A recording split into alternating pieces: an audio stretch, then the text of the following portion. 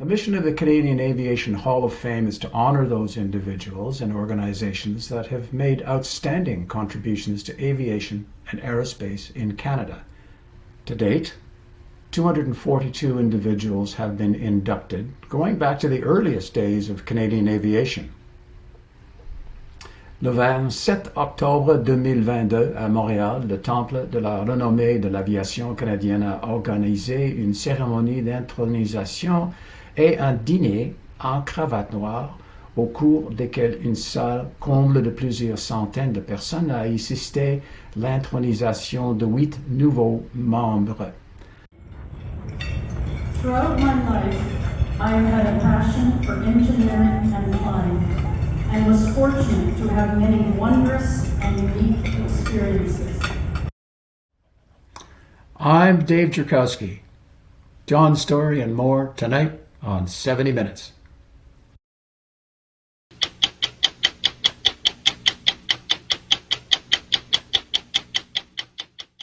Le Temple de la renommée de l'aviation canadienne a été créé en 1973 à Wetaskiwin, en Alberta, seulement 3 ans après que nous, la classe de 70, ayons obtenu notre diplôme du Collège militaire royal à Kingston.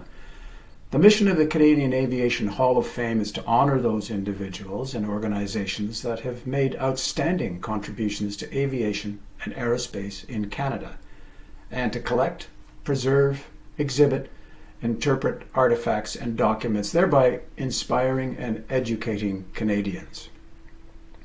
Chaque année, le conseil d'administration du Temple de la renommée choisit parmi ceux dont les noms étaient proposés les personnes et les organisations qui seront intronisées. To date, 242 individuals have been inducted, going back to the earliest days of Canadian aviation.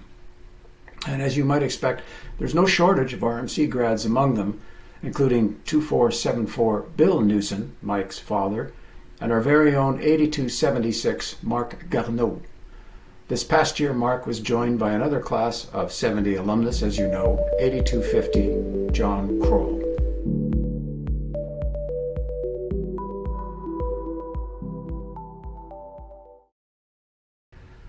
Beaucoup d'entre vous ont regardé notre précédent segment vidéo sur les carrières extraordinaires de John en tant qu'universitaire exceptionnel, ingénieur de pointe, pilote de chasse, prêt au combat en Europe et pilote d'essai expérimental de renommée internationale dans l'aviation royale canadienne, l'Armée de l'air des États-Unis et le Conseil national de recherche du Canada.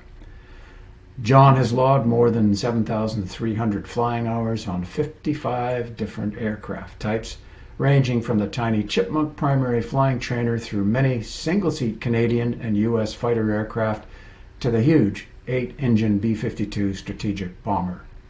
He has flown as chase pilot on the National Aeronautics and Space Administration shuttle and other specialized aircraft, and performed detailed test work on numerous advanced aircraft and international aviation industry and environmental projects.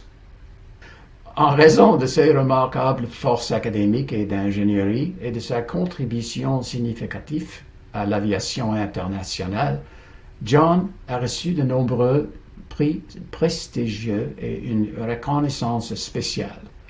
They've been awarded by NASA, the U.S. Federal Aviation Administration, Transport Canada, and other international regulatory bodies along the way. This all culminated in his induction into the Canadian Aviation Hall of Fame. Le 27 octobre 2022, à Montréal, le Temple de la renommée de l'aviation canadienne a organisé une cérémonie d'intronisation et un dîner en cravate noire, au cours desquels une salle comble de plusieurs centaines de personnes a assisté à l'intronisation de 8 nouveaux membres. And here they are, with previously inducted members, some familiar to you, standing behind them. The October 2022 event was extraordinary because recent ceremonies had been deferred due to the COVID pandemic, hence the larger than normal class of entrants. Owing to the number of attendees, Close family and friends to John and Anne were limited to their eldest of 3 daughters, that's Sarah on the left, and her son Riley, not Sean.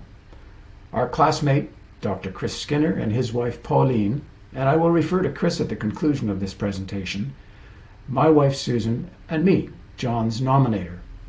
Marc Garneau was my seconder and had intended to be at the dinner, but sadly he could not attend as he had contracted COVID. I should mention that 4 other corroborative letters were also included in our submission. Les nombreuses réalisations de John pendant de nombreuses années étaient claires, mais l'habilité d'Anne à faire capsuler l'essence de tout était un accomplissement en soi.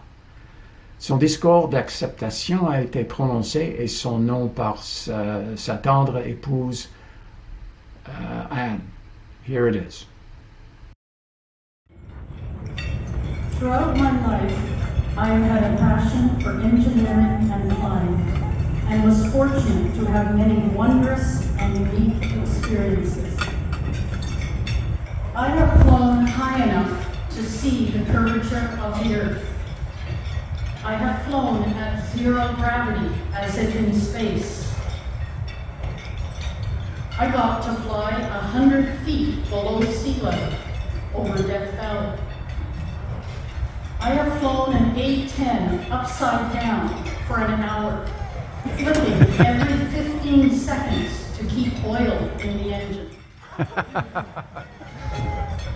I have experienced 9 times the force of gravity in an F-16, making my body feel as if it weighed over 1,500 pounds. I have flown Mach 2, or twice the speed of sound. I have seen the sun rise in the west by flying near the North Pole faster than the rotation of the Earth. I have seen snowflakes as big as dinner plates in storms over the Atlantic. I got to fly on the wing of the space shuttle in its landing trials. I've recorded a record low temperature of minus 54 degrees in Cold Lake, Alberta. I've measured methane emissions from cattle farts over California and Kansas. I've searched for the magnetic signature of Franklin's shipwreck. I have flown less than a foot above a runway, verifying GPS readings. I got to see hundreds of right whales in the Bay of Fundy and muskox near Alert. I refueled in the air 9 times on a 5-hour flight while chasing the B-1 I've flown in the worst storms of the worst airports, with horizontal freezing drizzle biting into my face like needles as I walked to the aircraft. I've made babies cry at air shows.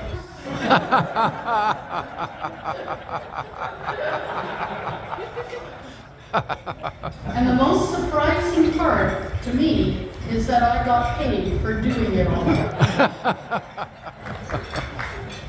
I'm very grateful to the RCAF and USAF for training me and letting me fly some pretty amazing aircraft. Thanks also to the National Research Council for allowing me to fly in the world's best icing playgrounds in Newfoundland, the North Atlantic, the Beaufort Sea, and Ottawa. Tonight, I would especially like to thank the Canadian Aviation Hall of Fame for this great honor. Thank you to David Jerkowski and Mark Garneau for nominating me, and to Dr. Chris Skinner for support with Veterans Affairs. And thanks to my wife Anne, 3 daughters, and 9 grandchildren for all their love and support.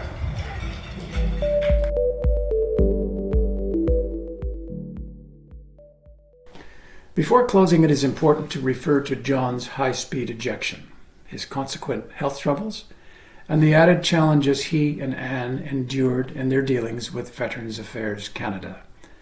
If you have seen our earlier piece about John, you will recall that he ejected from his fighter after a spectacular flying accident in which he struck the trees at ultra-high speed on an ultra-low altitude training bomb delivery.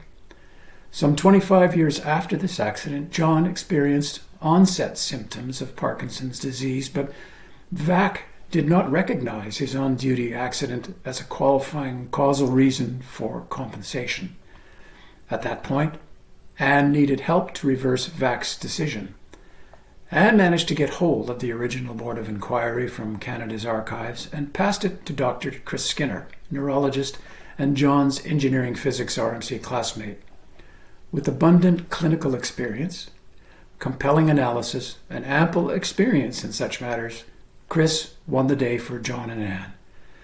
Il est très important de réfléchir à l'intransigeance d'anciens combattants. Canada a indemnisé John. Bien qu'ancien combattant, Canada ait fait certains progrès, il reste beaucoup à faire pour les anciens combattants des forces armées canadiennes qui sont blessés dans le corps et dans leur esprit. There is still far too much bureaucratic foot-dragging throughout the disparate VAC offices that demonstrates a lack of understanding of the covenant of unlimited liability members of the Canadian Armed Forces accept upon donning the uniform. To this end, Chris Skinner will be delivering a very important and compelling presentation at a future Class of 70 Resumion, one that you will not want to miss. I hope to see you there.